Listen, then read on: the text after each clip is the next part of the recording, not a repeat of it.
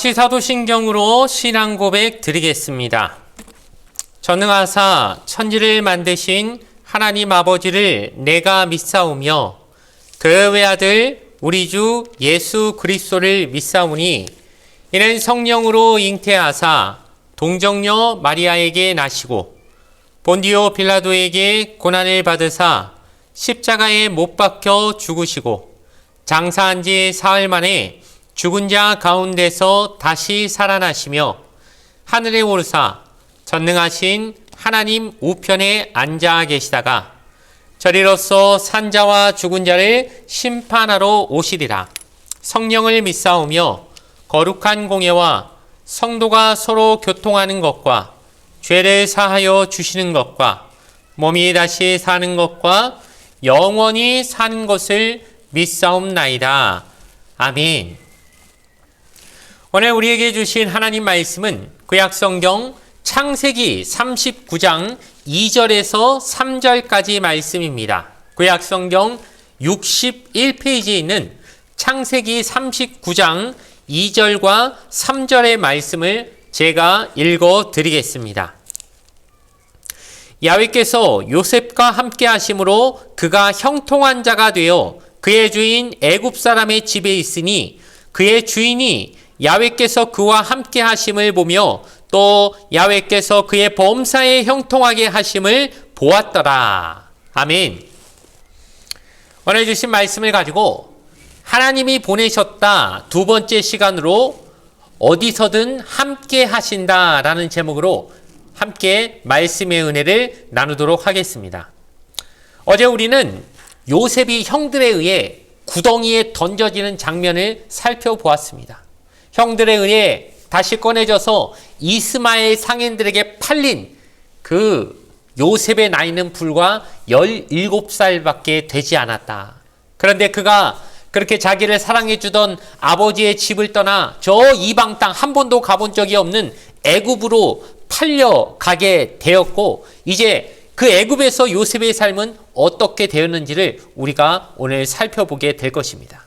먼저 그는 보디발 장군의 집에서 그리고 나서 억울한 누명을 쓰고 이번엔 감옥에서 그가 거하게 되었는데 그런데 신기한 것은 이 두 개의 상받는 장소에서 반복해서 나타나는 말이 있었다는 것인데 그것은 바로 야훼께서 요셉과 함께 하심으로 라고 하는 말입니다.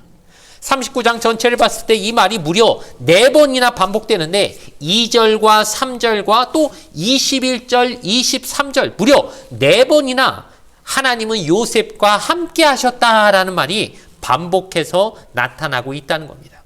자, 이 내용을 우리가 계속해서 이 모세오경, 특별히 창세기 모세오경을 쓰고 있는 모세가 지금 이 이야기를 광야를 걷고 있는 이스라엘 백성들에게 이 이야기를 전해주었을 것을 생각해보며 이 요셉의 이야기를 살펴보자고 지금 하고 있습니다.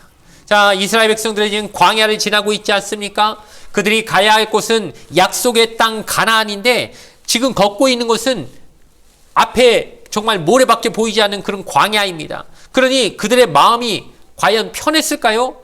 여러 가지 많은 걱정과 염려와 두려움이 가득했을 겁니다. 그들은 하나님이 가라고 하신 그 가나안 땅을 향해 걷고 있지만 현실은 이 황량한 광야를 걷고 있는 것이기 때문에 하나님께서 과연 우리와 함께 하시는 게 맞나라고 하는 그런 두려움과 답답함이 있었을 겁니다. 그럼 그들에게 모세가 요셉의 이야기를 해줌으로 이렇게 답했을 겁니다. 얘들아, 우리 조상 요셉이 정말 억울하게 그렇게 애굽 땅으로 팔려가지 않았냐? 그런데 그는 보디발 장군의 그 집에서 종의 신분으로 있을 때나 또 억울하게 감옥에 갇혀서 죄수의 신분으로 있을 때나 하나님은 그와 늘 함께 하셨다.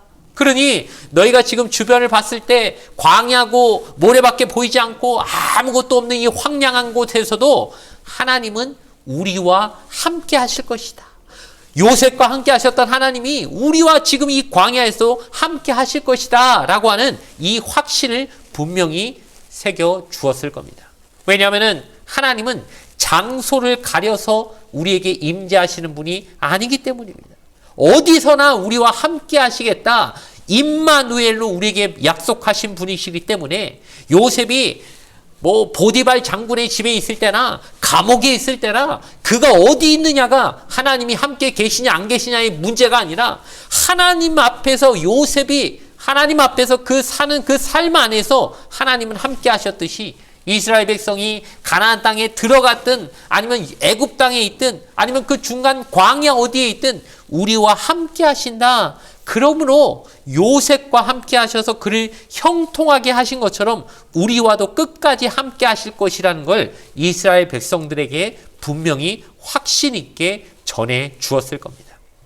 그렇다면 이제 본격적으로 요셉이 이 애굽에 팔려가서 어떻게 살았는지를 생각해 봤을 때 첫 번째로 요셉은 보디발 장군의 집에 종으로 팔려갔지요.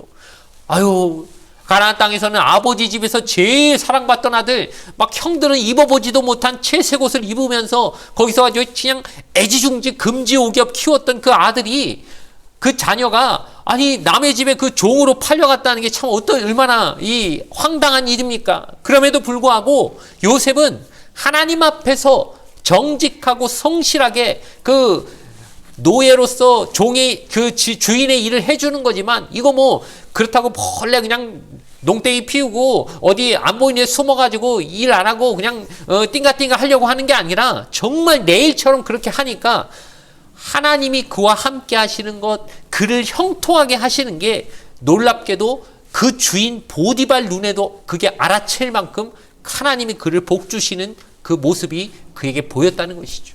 그러니 이방인 보디발조차 야, 저 히브리에서 온 저 청년은 아유 나이도 어린데 하는 일마다 그렇게 잘하네. 근데 보니까 그냥 잘하는 게 아니라 그가 믿는 신이 그와 함께하는 것이 눈에 보일 만큼 하나님이 그를 복주시고 형통하게 하는 게 이방인 하나님 믿지도 않는 그 애굽 사람의 눈에도 확실히 보이고 확연히 느껴질 만큼 하나님의 임재는 숨길 수가 없었다는 겁니다.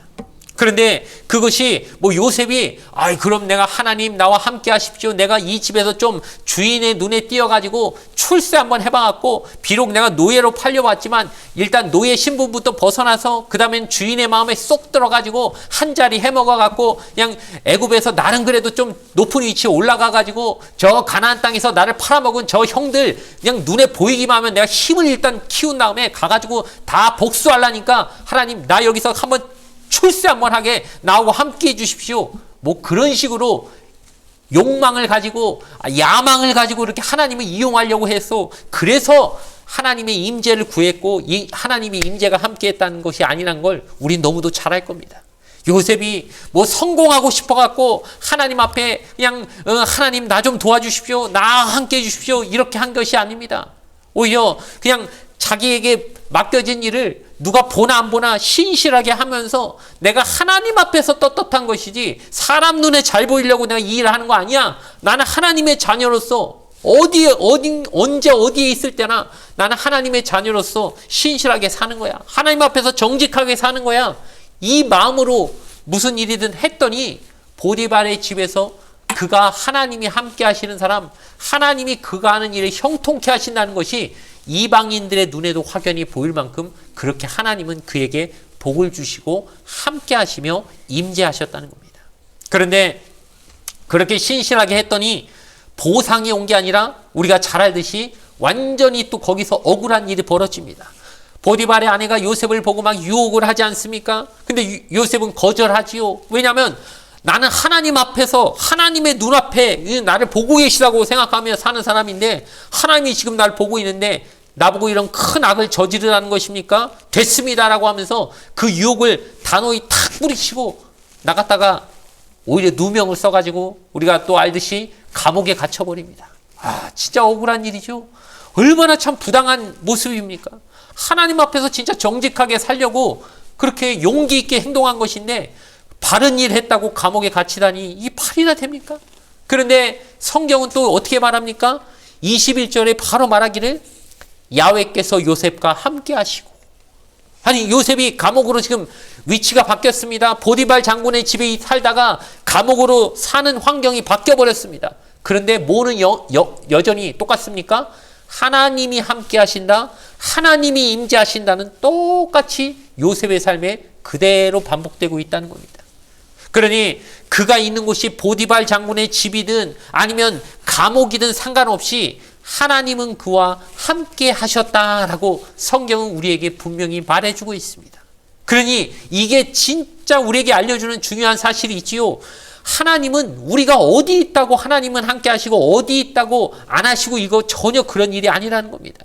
하나님은 요셉이 감옥에 있든 보디발 장군의 집에 있든 어디서나 그가 하는 일을 함께 하시고 그를 형통케 하심을 통하여 21절에도 보니까 야훼께서 요셉과 함께 하시고 그에게 인자를 더하사 간수장에게 은혜를 받게 하심에, 즉 보디발 장군의 집에서도 보디발의 눈에 띄어가지고 그를 또 가정총무로 세우게 하시고, 이제 감옥에 들어가니까 간수장의 눈에 띄게 하셔가지고 또 여기서 사랑받게 하시고, 그러니 하나님의 방식은 어떻습니까? 우리가 인간적으로 생각하는 하나님의 방식은 이랬으면 좋겠는 게 뭐지요? 보면은 나 억울하게 감옥에 왔으니 하나님 나 이 감옥에서 탈출하게 해주십시오. 나 감옥 빠져나가게 해주십시오. 하나님의 능력이라면 가능하지 않습니까? 나 여기가 너무 싫습니다. 내가 왜 억울하게 감옥에서 살아야 됩니까? 이 감옥에서 뛰쳐나갈 수 있게 감옥문을 부숴주시든 아니면 간수들이 다 졸게 만들어주시든 여기서 기적적으로 탈출하게 해달라고 우린 보통 그런 것을 요구하게 마련입니다. 그런데 하나님의 방식은 그것이 아니었습니다. 보디발 장군의 집에서나 또 감옥에서나 하나님은 그게 아니라 그 자리를 탈출하게 하시는 게 아니라 그 자리에서 하나님의 임재를 맛보고 그가 하는 일이 하나님이 함께 하신다는 걸 이방인들의 눈에 보여지게 만드는 것이 하나님의 방식이었다는 것을 우리는 꼭 기억해야 합니다. 그러니 지금 광야를 거는 이스라엘 백성들에게도 모세는 동일하게 말했을 겁니다. 너희들 지금 바라기는 빨리 이 광야를 벗어나고 싶지, 40년이나 이 광야 돌자니 너희도 얼마나 지루하고 이 광야가 지긋지긋하겠느냐. 그런데 하나님은 이 광야를 지금 당장 벗어나게 해주시는 게 아니라 이 광야에서도 우리와 함께 하시고 만나와 메추라기를 먹여주시고 구름 기둥과 불 기둥으로 우리와 함께 하신다는 이 사실을 우리에게 알려주고자 하시는 게 하나님의 방식이다. 그러니 이 자리를 빨리 벗어나게 해달라고 제발 불평불만 좀 하지 마라. 껐덕하면 이스라엘 백성들이 이 광야 지긋지긋합니다. 애굽으로 다시 돌아가랍니다. 왜 우리 여기로 데리고 와서 고생시킵니까? 그런 말들을 그냥 입만 열면 불평불만 쏟아냈다는 이야기를 우리가 너무 잘 알지 않습니까? 그런데 모세가 말합니다. 하나님의 방식은 그게 아니다. 이 힘든 현실을 벗어나게만 해달라고 할 게 아니라 이 자리에도 하나님은 함께 하신다. 하나님은 어디 내 환경이 바뀐다고 하나님이 함께 하시고 또 좋은 데 있으면 함께 하시다가 내 환경이 그냥 열악해지면 하나님은 안 계시고 그런 게 아니라 내가 있는 그 자리에 하나님은 어디나 초막이나 궁궐이나 내 주 예수 계신 곳은 그 어디나 하늘나라로 하나님은 그렇게 나와 함께 하시는 것이다 라고 그 사실을 분명히 알려줬다는 것. 우리도 그 사실을 좀 깨달았으면 좋겠습니다. 지금 여러분의 환경 어떻습니까? 좀 탈출하고 싶을 만큼 지긋지긋한 환경 가운데 머물러 계신 분은 안 계십니까? 좀 이 자리에서 좀 벗어나고 싶다. 하나님 나 좀 여기서 좀 빠져나가게 해달라고, 내 환경 좀 바꿔달라고 우리가 하나님 앞에 그렇게 구할 수 있지만 하나님은 그게 아니라 네가 있는 그곳에서 네가 하고 있는 그 일을 열심히 내 앞에서 하듯이 해봐라. 내가 너와 함께하고 있다. 난 너와 함께하고 있고 내가 너와 함께하고 있음을 다른 사람들의 눈에 확연히 보일 만큼 내가 너를 그렇게 형통하게 하고 너와 함께 있겠다라고 하나님 우리에게 오셔서 그렇게 약속해주고 계시는 줄 믿습니다. 그걸 요셉의 모습을 봤던 보디발이나 또 간수장이나 주변의 많은 사람들이 저 히브리 청년은 하나님이 함께 하시는 사람이야. 하나님이 저 사람과 함께하고 있어. 그가 하는 모든 일 가운데 하나님이 역사하고 계셔. 그들이 믿지도 않지만 그것만큼은 인정할 수밖에 없었듯이 우리가 오늘 살아가는 그 삶 속에 우리를 보는 그 수많은 믿지 않는 사람들이 보기에도 저 사람은 교회 다니는 사람인데 진짜 하나님이 함께 하신다. 저 사람은 정말 하나님 믿는 사람이야 라고 그들이 인정할 수밖에 없게 우리의 삶 가운데 그런 하나님의 동행하심을 세상에 증거할 수 있는 오늘 우리의 삶이 되어지기를 주님의 이름으로 간절히 축원을 드리겠습니다. 잠시 기도드리겠습니다. 좋으신 아버지 하나님 감사합니다. 요셉이 보디발 장군의 집에 있을 때나 감옥에 갔을 때나 야훼께서는 늘 함께 하셨다는 말씀을 우리가 오늘 살펴보았습니다. 지금 우리의 환경이 어떠하든 주님은 늘 함께하고 계심을 믿게 하여 주시옵소서. 비록 억울하고 부당한 자리에 있을지라도 야훼께서 나와 함께 하신다고 하는 고백이 우리 입술에서 날마다 흘러나오게 하여 주시고, 요셉처럼 그 자리에서 늘 신실하게 일하며 하나님이 함께 하심을 드러내는 우리가 되게 하여 주시옵소서. 그리하여 주변 사람들이 우리의 모습을 통해 하나님이 저와 함께 하시는구나 라고 하는 사실을 말할 수 있게 그렇게 역사하여 주시옵소서. 예수님의 이름으로 기도드리옵나이다. 아멘. 주기도문으로 예배를 모두 마치겠습니다. 하늘에 계신 우리 아버지여, 이름이 거룩히 여김을 받으시오며 나라가 임하시오며 뜻이 하늘에서 이루어진 것 같이 땅에서도 이루어지이다. 오늘 우리에게 일용할 양식을 주시옵고 우리가 우리에게 죄 지은 자를 사하여 준 것 같이 우리 죄를 사하여 주시옵고 우리를 시험에 들게 하지 마시옵고 다만 악에서 구하시옵소서. 나라와 권세와 영광이 아버지께 영원히 있사옵나이다. 아멘.